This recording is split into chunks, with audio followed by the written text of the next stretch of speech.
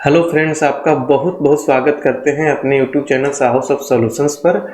तो दोस्तों, इस सीरीज की पिछली वीडियो में हमने देखा मींस की सर्विस पार्ट 2 में ये देखा कि इंजेक्टेबल डेकोरेटर का कंसेप्ट क्या होता है, इंजेक्टेबल डेकोरेटर हम यूज क्यों करते हैं, अगर इंजेक्टेबल डेकोरेटर नहीं रखते हैं तो क्या होता है, और इंजेक्टेबल डेकोरेटर का काम कब पड़ता है। बहुत ही डीपली और ट्रिकी कंसेप्ट था जिसको हमने पिछले वीडियो में कवर किया। अगर आपने नहीं देखा है तो ज़रूर देखिए पिछले वीडियो को, क्योंकि वो डायरेक्टली आपके कंसेप्ट को क्लियर करेगा और इंटरव्यू से रिलेटेड है।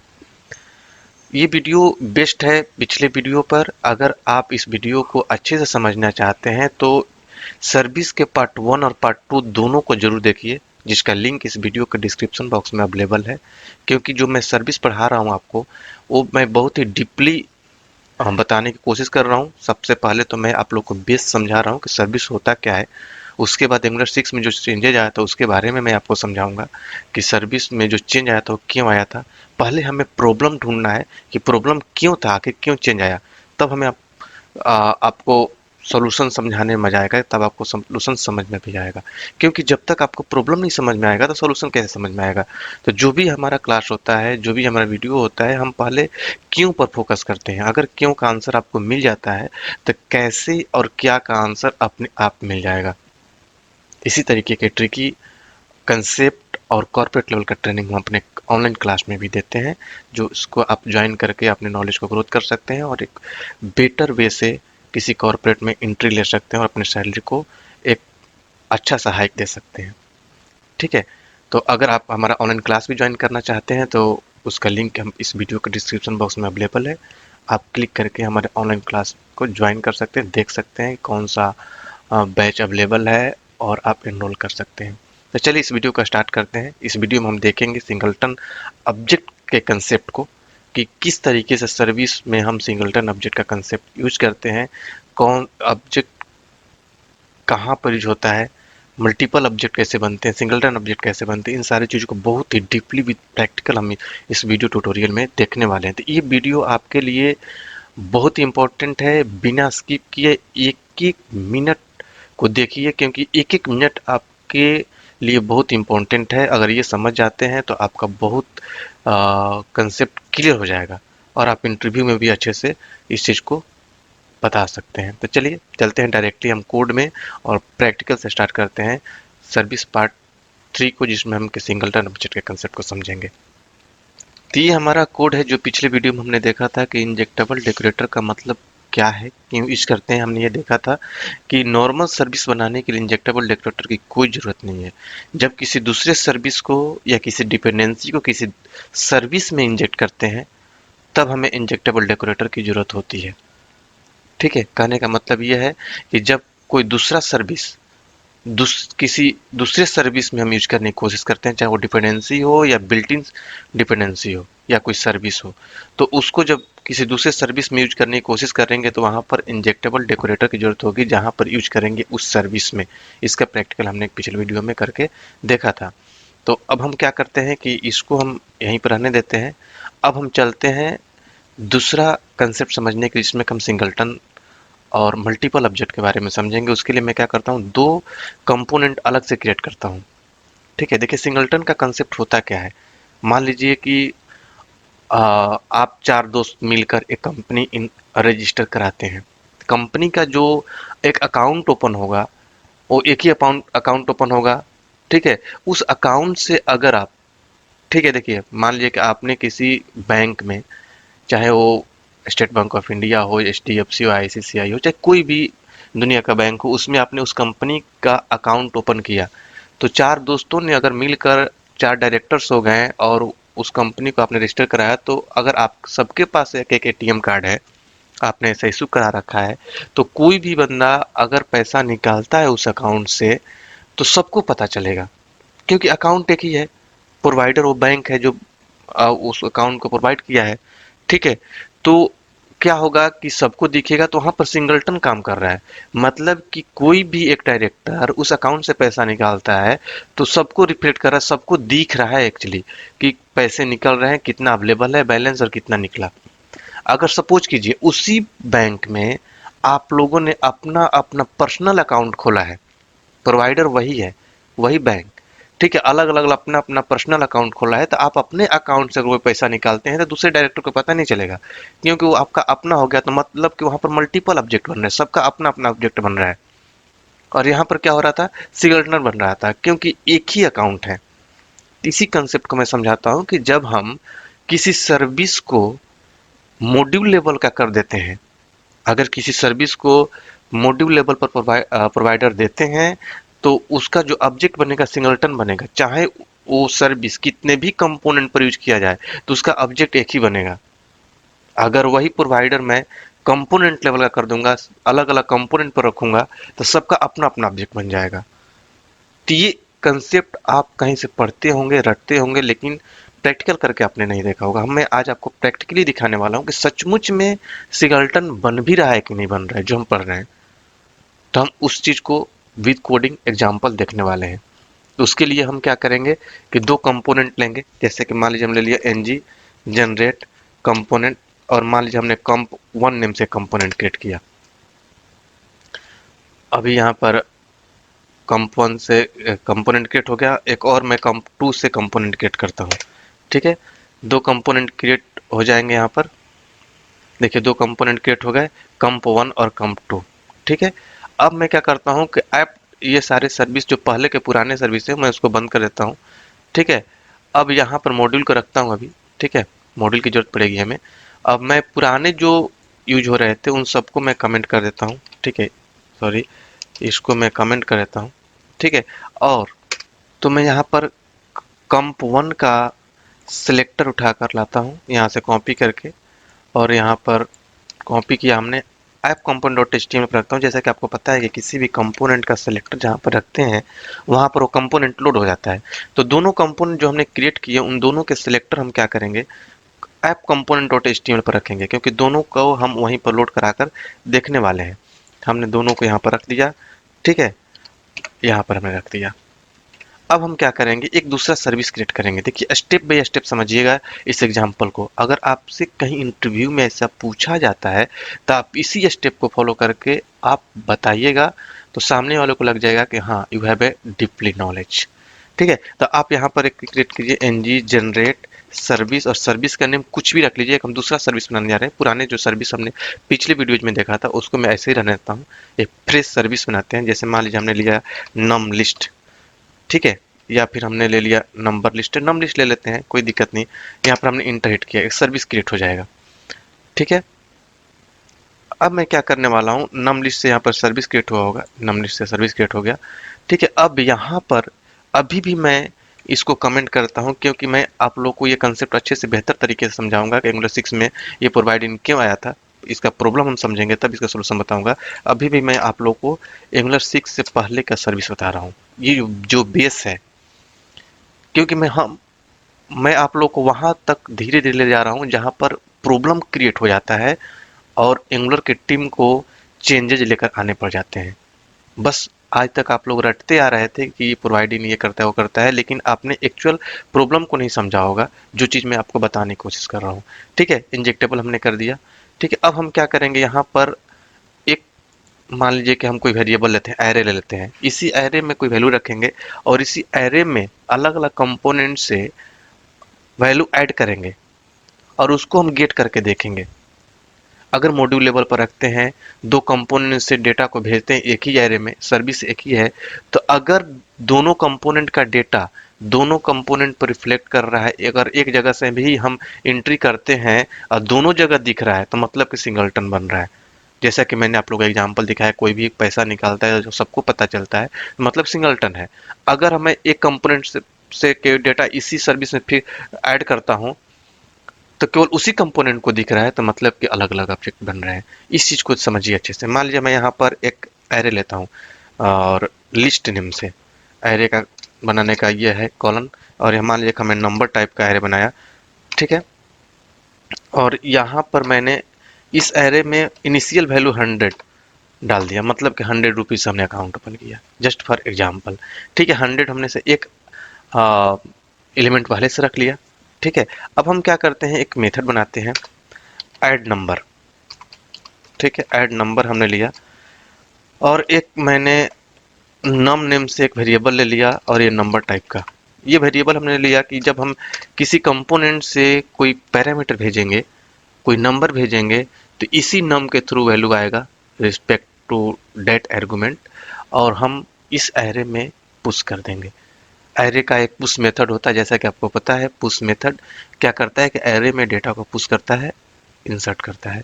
तो हम यहाँ पर क्या लिखेंगे, this dot list dot push, ठीक है। और इसके अंदर हम क्या कर देंगे, इस नम को रख देंगे। तो जब भी हम इस सर्विस के थ्रू इस ऐड नंबर मेथड को कॉल करेंगे और वहां से कोई आर्गुमेंट पास करेंगे, तो वो आर्गुमेंट का वैल्यू इस नम नेम के पैरामीटर में आएगा और इस एरे में पुश हो जाएगा।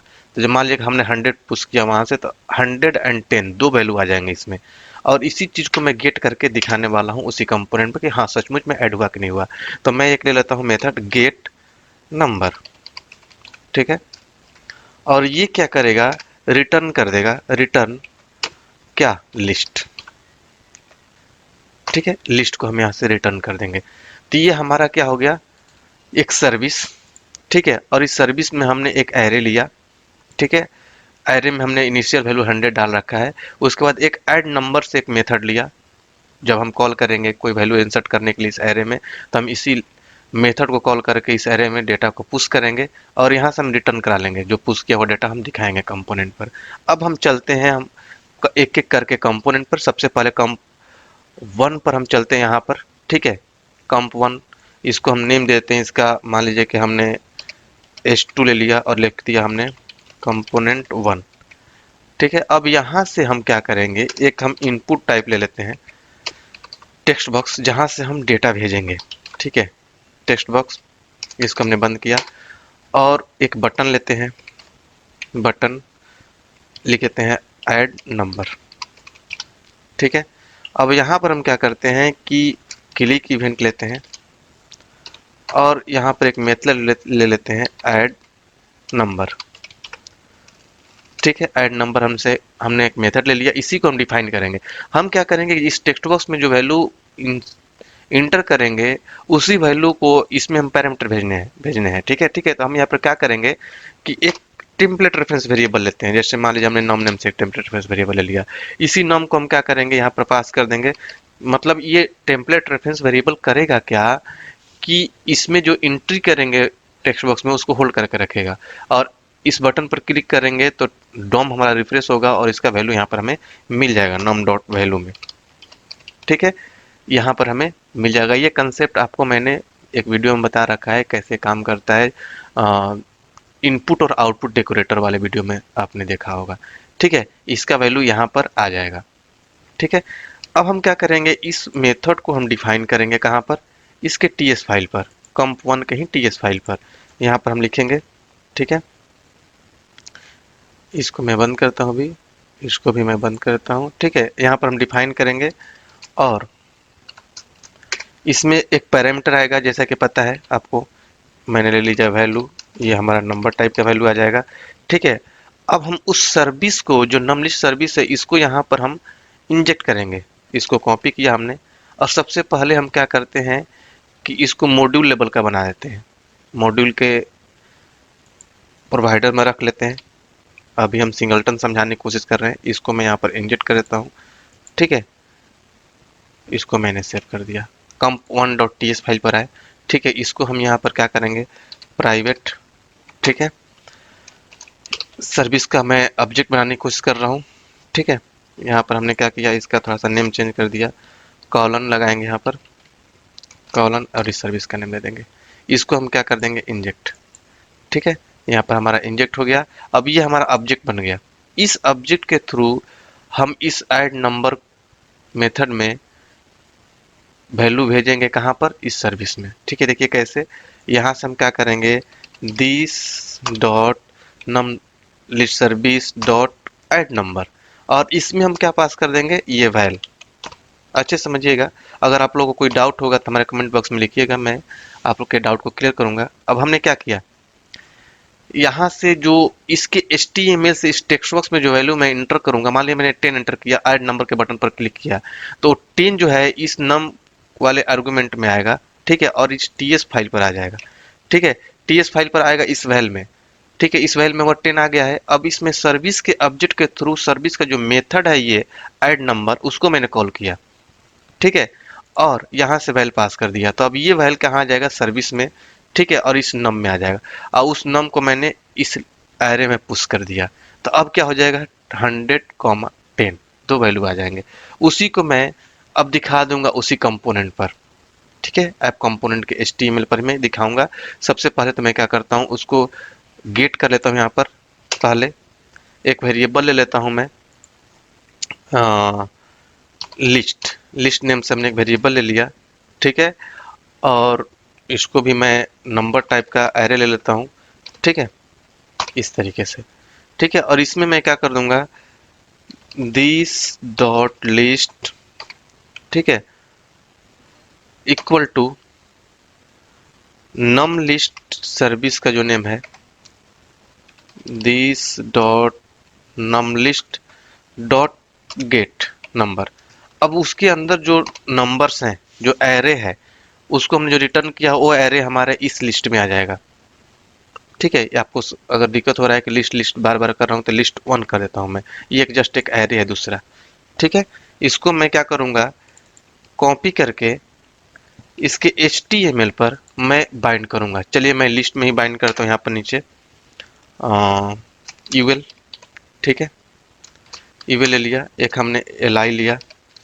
ठीक है, और इस li में मैं स्टार ng फॉर लूप चलाता हूँ, क्योंकि आपको पता है कि एरे के वैल्यू को दिखाने के लिए हमें लूप चलाना पड़ता है। ठीक है, यहाँ पर मैं क्या करता हूँ, equal to let data of, एक डेटा एक वेरिएबल है। आपको ng4 के बारे में पढ़ना है तो इसी सीरीज में ng4 के बारे में भी वीडियो है, आप उसको जाकर देख सकते हैं बेहतर तरीके से।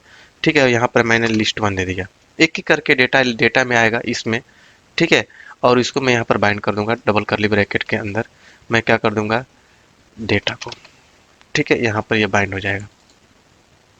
ठीक है, अब देखिए हमने क्या किया कि बस एक कंपोनेंट पर हमने काम किया है। अगर इतना पर मैं ब्राउजर में आपको दिखाऊं, ठीक है, देखिए ब्राउजर में क्या आता है। अभी हमने कंपोनेंट 1 पर हमने एक टेक्स्ट बॉक्स लिया और ऐड नंबर लिया, और जो हमने 100 बाय डिफॉल्ट यहाँ पर गेट करके दिखा दिया वही वाला वैल्यू है। यहाँ पर हमने गेट कर दिया, कहाँ पर, कंपोनेंट डॉट टीएस फाइल पर, जो कंस्ट्रक्टर में हमने कर दिया है। ठीक है, अब हम क्या करेंगे, यही सेम लाइन कॉपी करके यहाँ पर भी डाल देंगे, ऐड नंबर वाले मेथड पर भी, कि जब मैं कोई वैल्यू इंटर करूंगा तो तुरंत लिस्ट 1 के वैल्यू को मैं गेट करके दिखा भी दूं। तो अब देखिए ब्राउजर में क्या हो रहा है कि जैसे ही मैं, देखिए पहले एक डेटा था 100 और आ गया। मैं यहाँ पर ये कम2 का कंपोनेंट है, यहाँ पर मैं चेंज करूंगा, नीचे दिखाऊंगा अभी। ठीक है, मैंने यहाँ पर 10 डाला, ऐड नंबर करूंगा, देखिए 10 आ गया। यहाँ पर मैं 40 डाल रहा हूँ, यहाँ पर आ रहा है। कंपोनेंट एक पर तो ये काम कर रहा है कि मतलब कि जो डेटा मैं इंटर कर रहा हूँ एरे के सर्विस में, इस कंपोनेंट 1 के थ्रू जा रहा है एरे के सर्विस में, और सर्विस से डेटा आकर यहाँ पर बाइंड हो रहा है। ठीक है, जो कि आपने यहाँ पर देखा कि यहाँ पर हम ये डेटा हम भेज रहे हैं सर्विस में ऐड करने के लिए, और ये मेथड हम यूज कर रहे हैं एरे के डेटा को लाकर दिखाने के लिए, जिसको हमने लूप चलाकर यहाँ पर दिखा भी दिया। सेम काम हम क्या करते हैं, कंपोनेंट 2 पर भी करते हैं। ठीक है, देखिए कंपोनेंट 2 है ये। ठीक है, यहाँ पर हम क्या करते हैं, इसके HTML पर चलते हैं। इसको भी मैं लिखता हूँ H2। ठीक है, यहाँ पर लिखता हूँ मैं कंपोनेंट 2।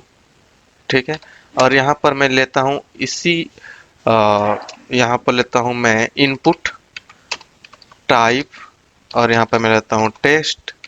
इसमें भी मैं क्या करता हूँ कि हैश नम नेम से एक वेरिएबल ले लिया, इसको बंद कर दिया। एक बटन लेता हूँ यहाँ पर भी, ऐड नंबर। ठीक है, इसमें भी मैं एक क्लिक इवेंट लेता हूँ, सेम काम करेंगे। यहाँ पर क्लिक इवेंट लिया हमने, और यहाँ पर मैंने क्या डाल दिया, ऐड नंबर नेम से एक मेथड, या 1 मैं करता हूँ, कोई भी नेम चेंज कर सकते हैं। और यहाँ पर क्या कर दूंगा, नम डॉट वैल्यू को डाल दिया मैंने। ठीक है, अब इसको मैं डिफाइन करूंगा इसके टीएस फाइल पर, कंपोनेंट 2 के टीएस फाइल पर डिफाइन करूंगा यहाँ पर। ठीक है, इसके अंदर भी मैं रख लूंगा एक वैल। ठीक है, और ये नंबर टाइप का होगा। ठीक है, अब मैं क्या करूंगा, उस सर्विस को इंजेक्ट करूंगा यहाँ पर भी। कौन से, नम लिस्ट सर्विस को। यहाँ पर मैं इसको कॉपी करके लाता हूँ, कॉपी और कंपोनेंट टू के टीएस फाइल पर यहाँ पर मैं लिखता हूँ प्राइवेट अंडरस्कोर ये, ठीक है, सर्विस का नेम, इसका हमने ऑब्जेक्ट बनाया, ठीक है, और यहाँ पर कॉलन लेकर ये सर्विस कर दिया, ठीक है, हमने इसको इंजेक्ट कर देना है, इंजेक्ट कर दिया। अब इसके थ्रू हम क्या करेंगे, यहाँ पर this dot norm list service, ये मैंने जो कंपोनेंट 1 पर जो किया था वही कर रहा हूँ, इसको स्टेप पे स्टेप आप लोग देखिएगा और खुद से भी प्रैक्टिकल कीजिएगा, तब आप लोग को समझ में आएगा। और डेट डॉट ऐड नंबर, और इसमें मैं करता हूँ इस वैल्यू को पास, ठीक है। तब यहाँ से भी जो डेटा पास करूंगा वो भी उसी सर्विस में जाएगा, नॉर्म लिस्ट सर्विस में ही जाएगा, उसी एरे में ऐड होगा, सेम एरे में ऐड करेंगे यहाँ से भी, ठीक है। और यहाँ पर मैं गेट मेथड को भी यूज कर लेता हूँ उसके डेटा को दिखाने के लिए। यहाँ पर मैं क्या करता हूँ, एक और वेरिएबल ले लेता हूँ यहाँ पर लिस्ट 2, ठीक है, और इसको मैंने कर दिया नंबर टाइप का एरे ब्रैकेट, ठीक है। यहाँ पर मैं क्या करता हूँ कि this dot list 2 equal to this dot underscore norm list service, ठीक है, डॉट गेट नंबर, यहाँ से जो नंबर हमने जो ऐड किया वो यहाँ से हम दिखा देंगे, ठीक है। सॉरी, कुछ और क्लिक कर दिया, ठीक है, यहाँ पर हम फॉर्मेट करने वाले थे, फॉर्मेट पर क्लिक कर दिया, ठीक है। अब हम क्या करते हैं, इसी को कॉपी करके यहाँ पर डाल देते हैं, ठीक है। तो अब इस लिस्ट 2 को भी मैं इसके HTML पर बाइंड करूंगा, जाहिर सी बात है, दिखाने के लिए डेटा आ रहा है कि नहीं आ रहा है। यहाँ पर मैं क्या करता हूँ, यूएल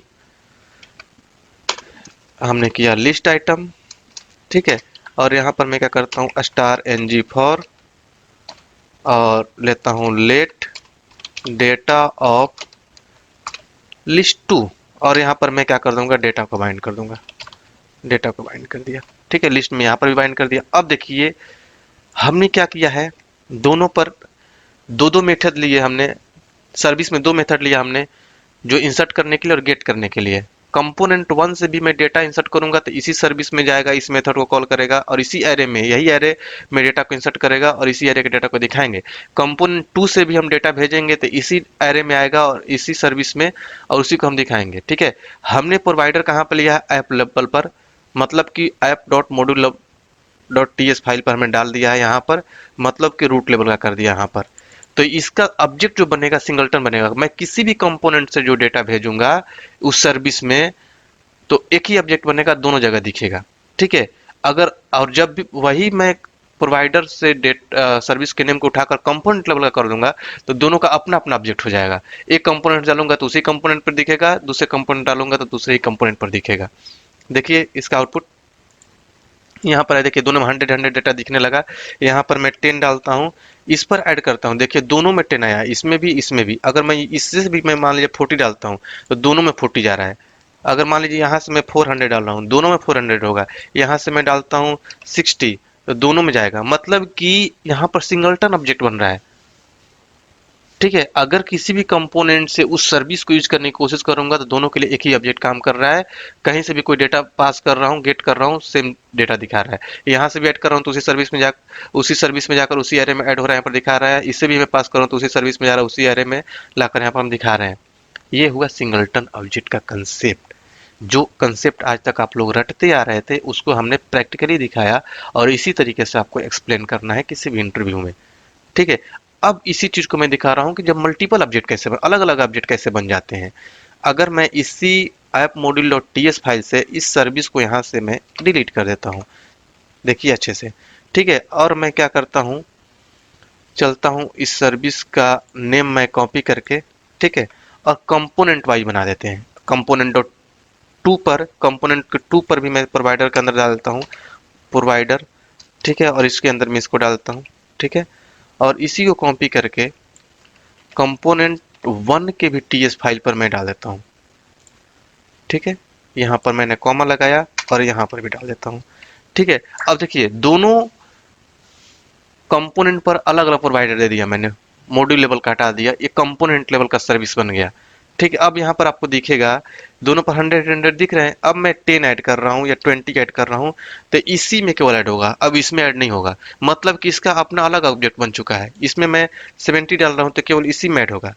सर्विस एक ही, एरे एक ही, लेकिन ऑब्जेक्ट अलग अलग बन गया, ठीक है, ऐसा नहीं है कि हम यहाँ से इंसर्ट कर रहे हैं तो दूसरे किसी एरे में जा रहा है, उसी एरे में जा रहा है। ठीक है, उसी एरे में मैं यहाँ पर 200 रहा हूँ तो उसी एरे में गया, लेकिन इसके लिए अपना अलग ऑब्जेक्ट बना दिया है तो इसी कंपोनेंट में कॉल दिख रहा है। और इससे भी मैं कोई दूसरा डेटा भेजूंगा तो उसी एरे में जाएगा, उसी सर्विस का है, लेकिन इसका अब अलग ऑब्जेक्ट है तो अलग डेटा दिखा रहा है, इसका अलग डेटा दिखा रहा है। ठीक है, तो ये कंसेप्ट होता है अलग अलग ऑब्जेक्ट का और सिंगलटन ऑब्जेक्ट का कंसेप्ट होता है ये। तो ये होता है कंसेप्ट। आई थिंक आपको अच्छे समझ में आ गया होगा। तो इस तरीके से कॉर्पोरेट में काम किया जाता है। आप इसको अच्छे से समझिए, कोई डाउट हो तो हमारे कमेंट बॉक्स में लिखिए।